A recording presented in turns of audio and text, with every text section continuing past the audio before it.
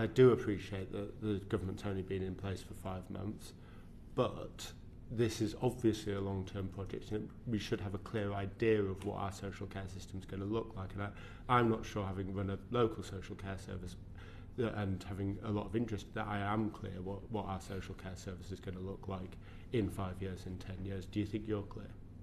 Well, look, firstly, can I say I really welcome this committee's inquiry, because I think it will speak directly to the anxiety I feel, which is, I can tell you what it's going to look like if we don't do anything.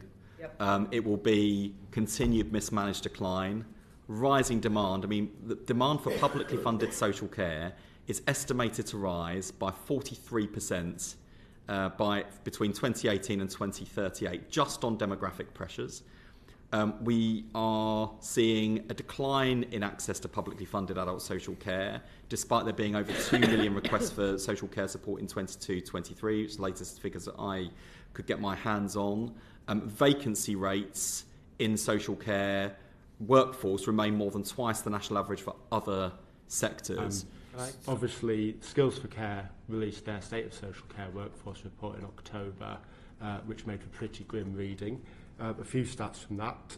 Vacancy rate is 8.3% compared to more than twice the national average, but also 2.3% is the NHS vacancy rate, which is a good story to tell, but because they've got more sustainable careers.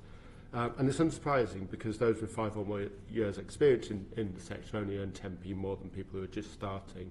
In 2016, that was 33p. Meanwhile, 18% of those in the sector earn 10 pence less than the real living wage. Now, these numbers all worry me. They're also all things that have happened since the Dilnot report. So I think the Dilnot report opened up a lot of answers to the social care problems in 2011. But what worries me when we're looking at the future of social care is that I think there's a whole new load of problems that have come about as a result of inaction. How are we going to actually get a sustainable workforce in social care? Yeah, so I'd say 2 things in response to that.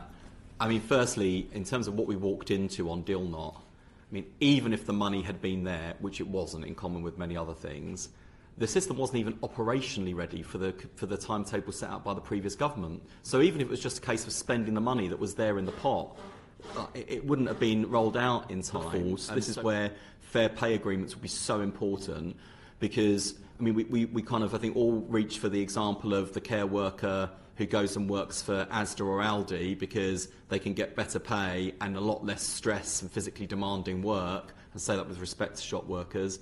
But actually, we're losing quite a lot of our care staff to the NHS, which is a caring profession with better pay. Exactly. On retail, through care into the NHS. Into the NHS. So that will make a real difference. Why I think we also, in common with the NHS, I think we do need a 10-year plan for social care. We'll be setting out how we want to approach building that plan in the new year.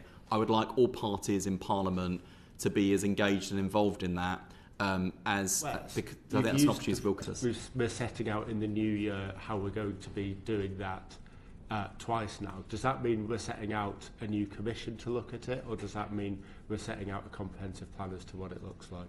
It means we're setting out how we'll go about building the 10-year plan in the new year. Okay, thank you. We'll go to other people because I know time's short. Thank you very much for your answers. Robertson.